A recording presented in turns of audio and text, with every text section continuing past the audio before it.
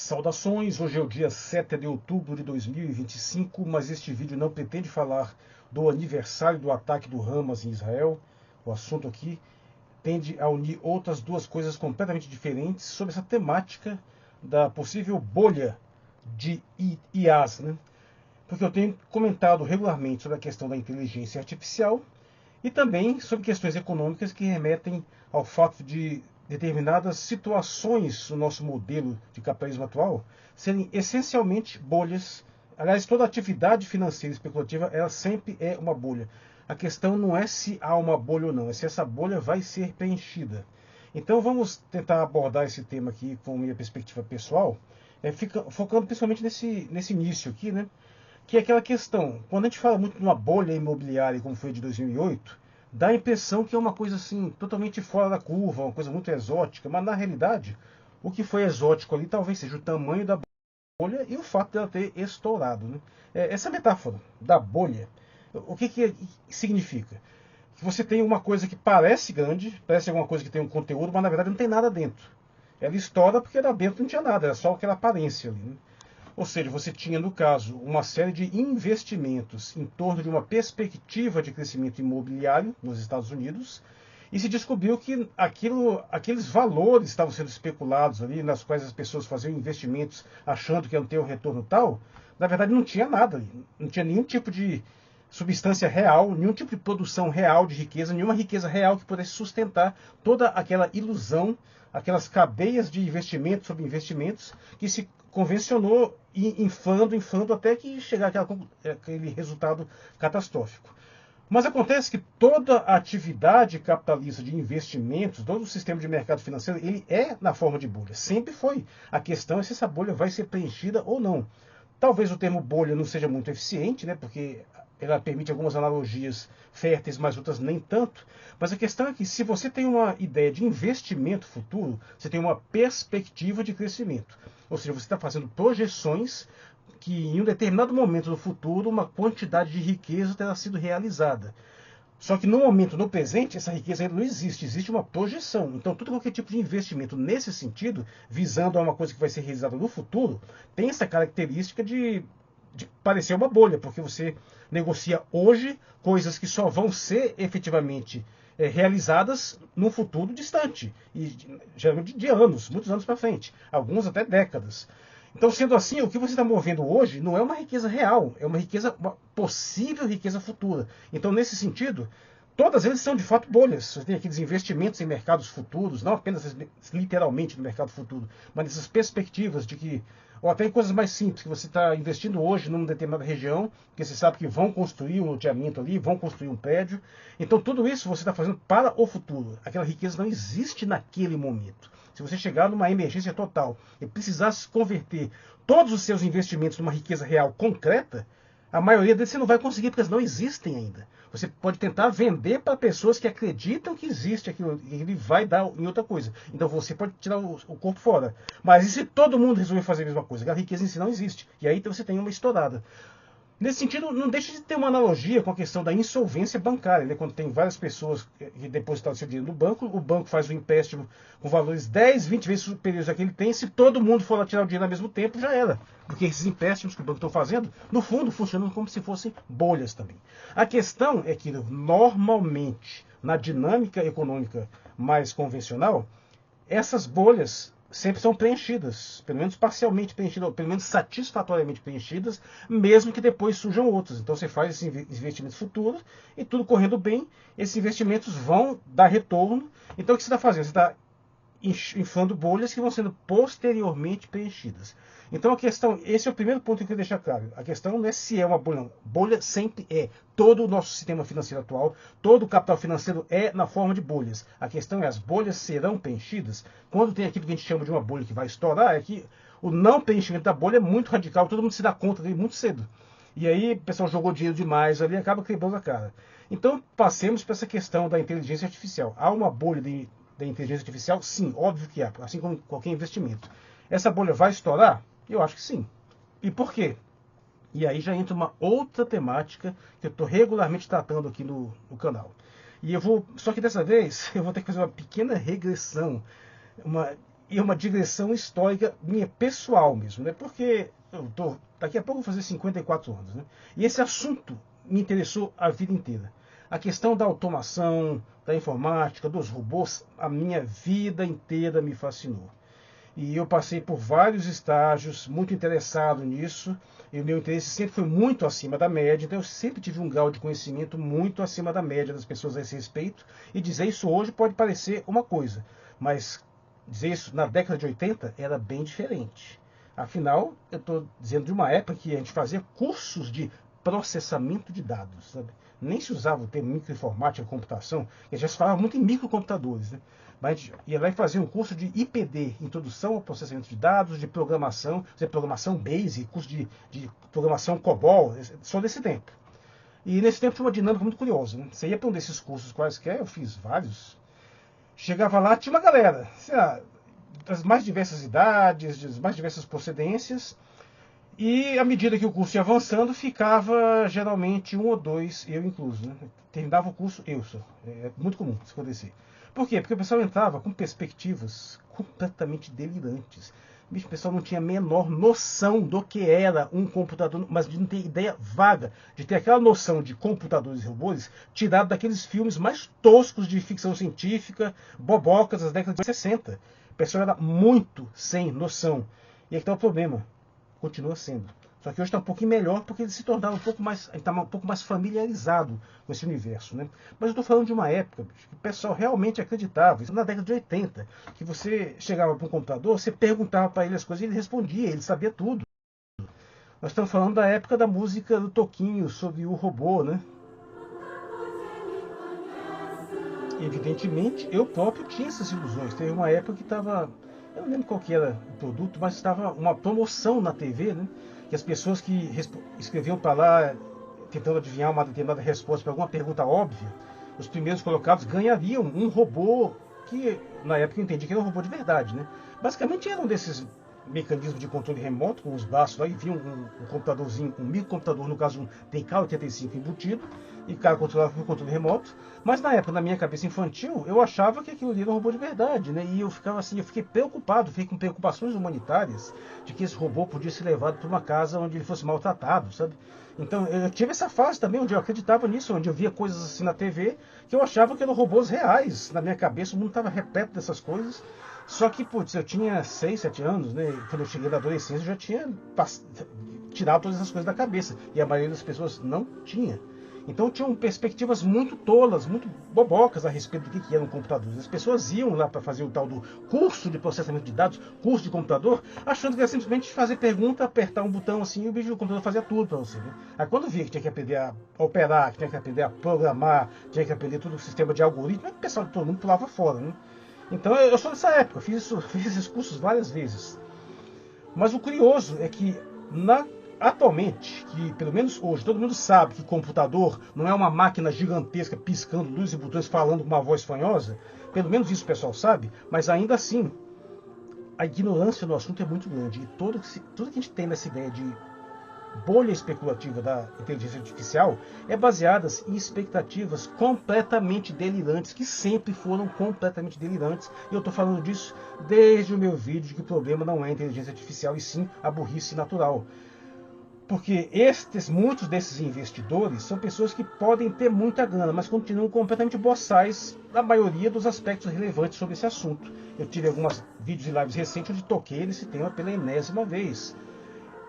Literalmente falando, não existe inteligência artificial. Esses sistemas que eu estou achando maravilhosos, como o próprio ChatGPT, o Gemini, outros sistemas DeepSeek que eu tenho usado bastante, estou muito satisfeito com isso.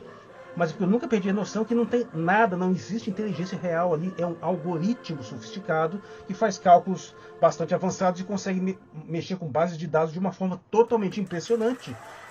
Mas eles não vão se emancipar, eles não vão fazer coisas completamente fora do nosso da programação originária, da destinação originária que nós demos a eles. Eles não vão se revoltar, eles não vão destruir a humanidade, nos escravizar. Tem que tirar essas ideias ridículas da cabeça. E muita gente que está com essas expectativas completamente bizarras é gente que não tem noção, continua com essas ideias bobocas na cabeça.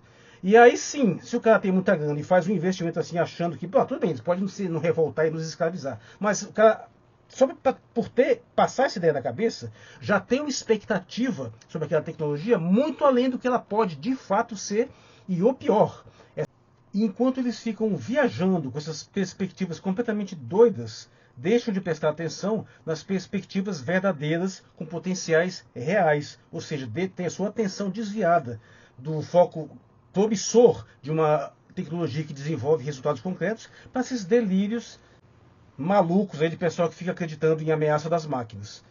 O ponto é que, efetivamente, nós podemos usar essa terminologia. Estou usando, falo artificial inteligência direto, mas literalmente existe essa inteligência artificial. E onde foi que eu já disse isso há mais tempo? Olha só, foi no livro de ficção científica, O Planeta Fantasma.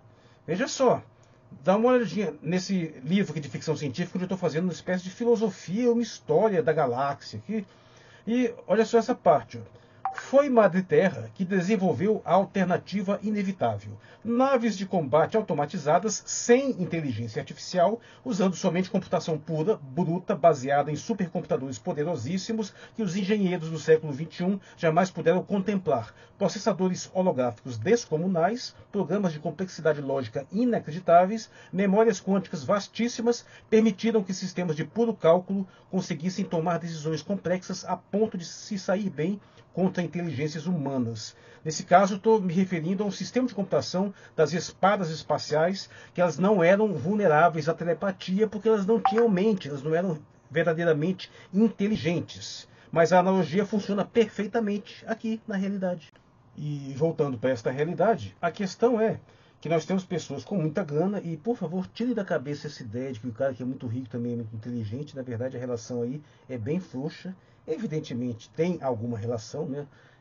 Você ter uma capacidade de enriquecer muito e administrar seu dinheiro demanda algum tipo de inteligência, mas ela é muito específica, muito voltada para aquela área. Não significa uma inteligência geral, né?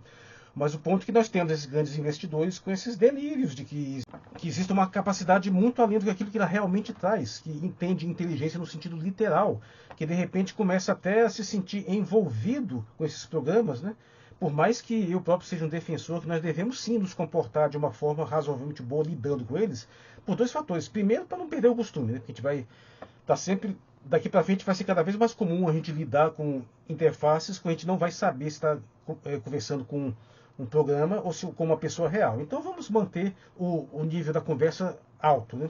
Nesse sentido. Segundo também, porque eu realmente acho que você lidar com as inteligências artificiais com um linguajar mais polido, mais respeitoso, melhora a qualidade das respostas dele. Aliás, acho não, tenho certeza, já confirmei isso nas minhas interações regulares, né? Até porque ela vai utilizar como base de dados referencial diálogos que já têm esse nível mais alto, como por exemplo diálogos acadêmicos. Então isso puxa a qualidade, em geral, mais para cima. Você imagina como é que não deve ser o nível de uma AI tentando lidar com um bolsonarista, por exemplo, né? Então sim, mas a gente nunca deve correr o risco de perder essa noção, essa diferenciação e começar a efetivamente humanizar essas inteligências artificiais e achar que elas são capazes de coisas que elas efetivamente jamais serão. E aí não estou falando apenas da ideia pessimista de uma revolta, de uma rebelião das máquinas que vão nos escravizar, porque vão chegar à conclusão que nós temos que ser destruídos, essa baboseira toda, mas também aquelas que vão numa direção excessivamente otimista, que nós vamos nos apaixonar por uma interação artificial, que, quer dizer, que nós vamos, que isso vai acontecer, de fato, afinal tem gente que se apaixona por relações completamente não correspondidas, então isso vai acontecer. Mas nunca nos deixar iludir que há um ser ali real, pelo menos até que surjam tecnologias muito mais avançadas e muito mais disruptivas, né? Então, sim, nesse sentido, considerando que todos os processos de investimentos nesse modelo de capital financeiro são baseados em bolhas, então é evidente que há uma bolha da inteligência artificial. Essa bolha tende a estourar sim, porque as expectativas que são jogadas dela são muito altas e absolutamente implausíveis, impossíveis de serem realizadas. E em grande parte já está estourando. O que eu acho que deveria estar prestando mais atenção não é só a essa obviedade. Se você tem a expectativa adequada a esse respeito, você não vai ter muito com que se decepcionar. Eu, por exemplo, estou adorando, talvez seja a melhor revolução que eu já passei em toda a minha vida nessa questão de informática, pelo menos, é essa dessas novas IAs, porque elas estão dando resultados muito bons, estão me surpreendendo pela capacidade que elas têm de realmente convencer, de realmente fazer análises criteriosas. E eu vi a evolução, né? Quando eu comecei a utilizar o ChatGPT lá atrás, ele era muito mais limitado. Ele foi crescendo e agora realmente está muito interessante. Então, eu estou bastante animado. Ou seja, essas inteligências artificiais fazem hoje aquilo que aquele pessoal panaca há 40 anos atrás achava que elas faziam, né? E quem teve a experiência de lidar com microcomputadores na década de 80, 90, sabe que a situação era completamente diferente, meu amigo. Era uma outra coisa, era uma época que você tinha que digitar as coisas no teclado, porque nem mouse tinha, né? Então, essa evolução, para quem está prestando atenção nisso, para quem se interessa por esse assunto, não tem como não ver esse crescimento de uma forma extremamente empolgada e bastante otimista, desde que você mantenha o pé no chão com relação às verdadeiras perspectivas, e não tendo delírios malucos de que essas IAs vão fazer coisas que elas jamais poderão fazer na vida. O que eu sempre chamo a atenção é que grande parte do deslumbre que muitas pessoas têm não é nem pelo fato dessa inteligência artificial fazer tais coisas, mas porque essas pessoas não estão acostumadas a elas próprias fazerem tais coisas. Então elas se impressionam com um texto redigido por um IA, porque o cara não está acostumado sequer a ver um texto bem redigido na vida, e muito menos é ele próprio capaz de redigir. Por exemplo, o ChatGPT agora está com aquele mecanismo de sempre no final de fazer uma perguntinha. Ele dá aquela resposta enorme, aí ele faz uma proposta no final. Quer que eu faça tal coisa para você, não sei o que você quer lá? Se você deixar, o cara escreve tudo para você. Só que, por exemplo, eu sou um escritor. Então eu consulto frequentemente algum programa desses para fazer perguntas a respeito da viabilidade de um determinado conceito, de uma determinada tecnologia, para levantar informações de uma forma geral, que ele tem dado com muita eficiência, e até para fazer correções, né, gramaticais, traduções, essas coisas todas. Ele sempre oferece para reescrever as coisas para você. Isso eu nunca vou aceitar. Até porque mesmo quando eu faço o teste, deixo ele escrever, eu escrevo, olha, esse texto aqui realmente está bom. Eu já pedi para ele gerar capítulos de algumas obras de ficção científica. E alguns ele gerou os capítulos bem. Mas eu nunca vou aceitar porque eu sou um diabo, um perfeccionista, que se o texto não for exatamente do jeito que eu quero, eu não aceito. Então eu estou imunizado contra esse problema, né? Posso até pegar algumas ideias aqui que ele desenvolveu lá e aproveitar. Mas tem muito pessoal por aí que não tem. Então vai ser completamente engolido por esses sistemas. E aí, essa galera também fica na mão, fica muito dependência. Aliás, é uma preocupação que a gente tem que ter com as novas gerações, né? Eu tenho que ter com os meus filhos, eles se deixarem acomodar muito por esses sistemas. Eu lembro que quando eu era pequeno, na minha escola, né? Poxa, na década de 80, lembrando.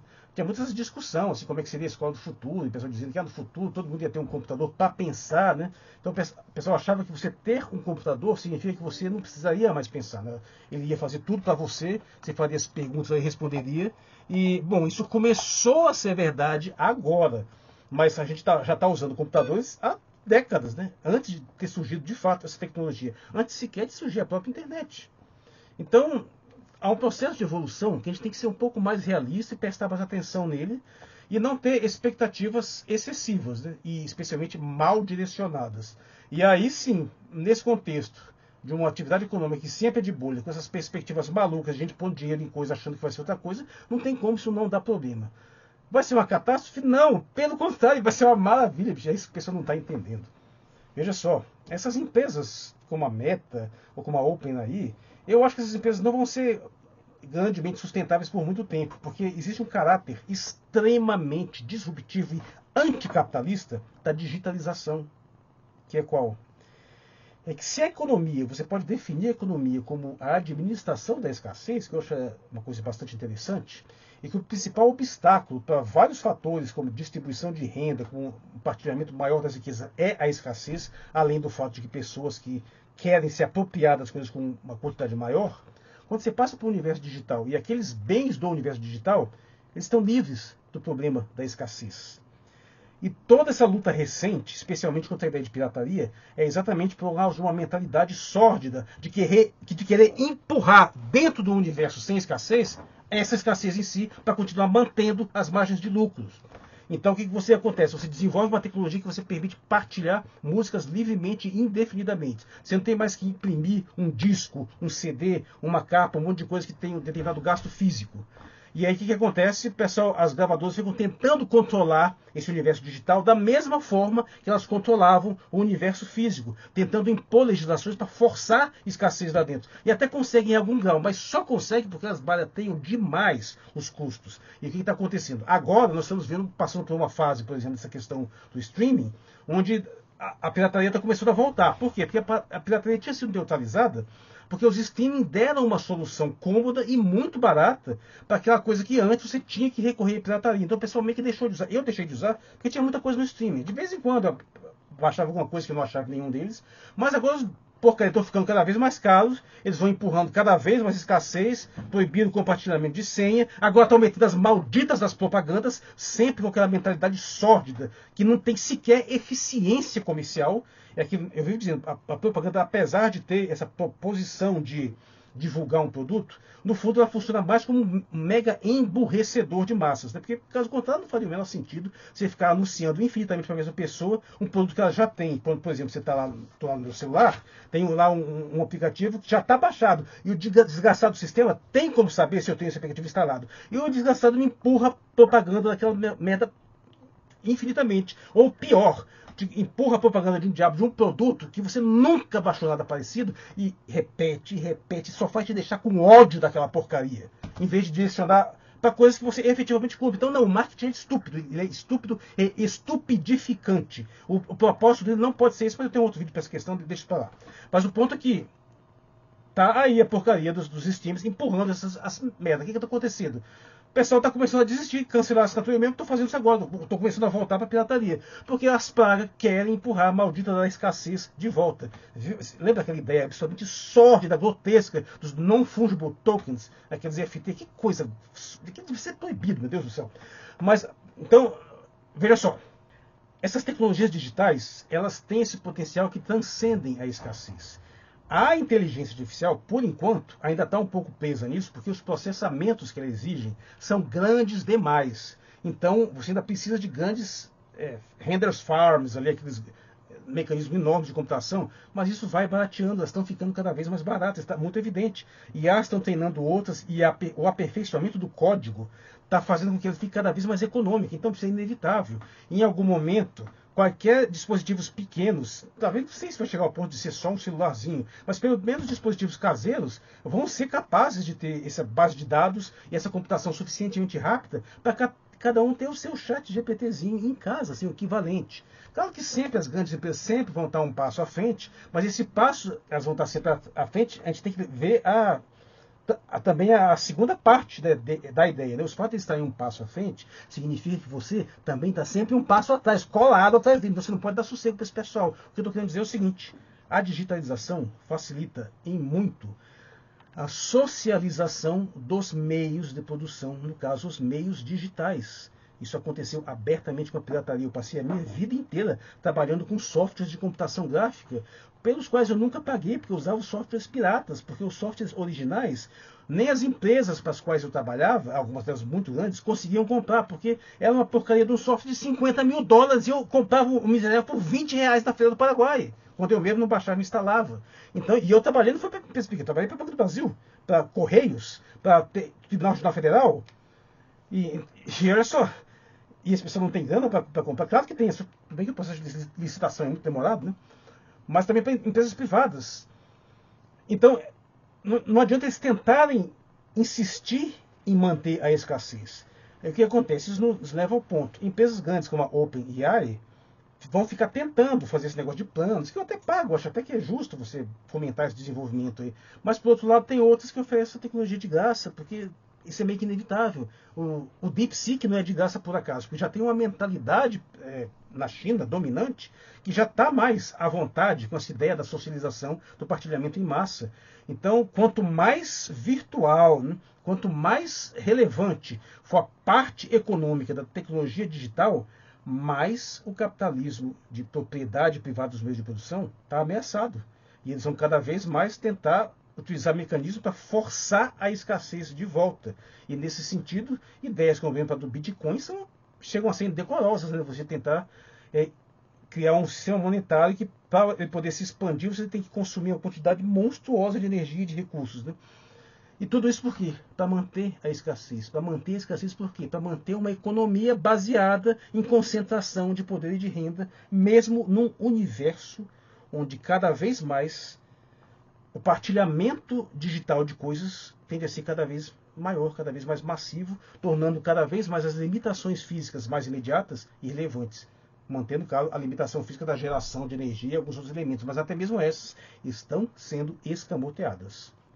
Mas já me alonguei demais, até falei de coisas que eu nem pretendia falar agora. A questão é só focar nessa questão da bolha de inteligência artificial que efetivamente existe, que vai estourar, mas não é nenhuma catástrofe. Está estourando apenas porque a maioria das pessoas ainda está com essas ideias ridículas sobre a natureza dessa inteligência artificial, que no fundo não é nem inteligência, nem é exatamente artificial. Tem esses jogos de palavras interessantes, mas ainda assim é extremamente promissora. Tá? Eu estou achando ótimas, tem soluções muito boas. Só quero fechar com aquele recado de que não é tão catastrófico quanto algumas pessoas pensam, a não ser para determinados setores que sempre foram caracterizados por um trabalho um pouco mais intelectual, mas de má qualidade, né? Porque a gente pensando que a automação ia atingir principalmente as classes pobres, quando a gente pensava isso antigamente, hoje está claro que é o contrário.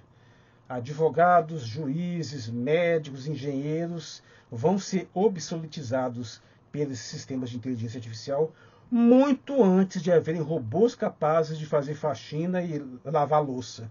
Então tem essa curiosa ironia do destino, né?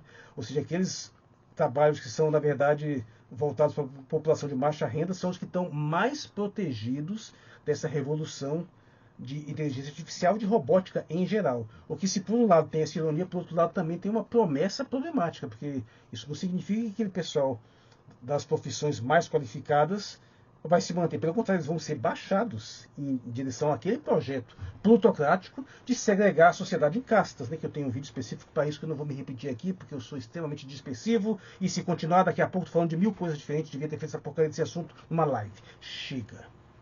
Eu sou Marcos Valério XR, no dia 7 de outubro de 2025. Muito obrigado por sua atenção.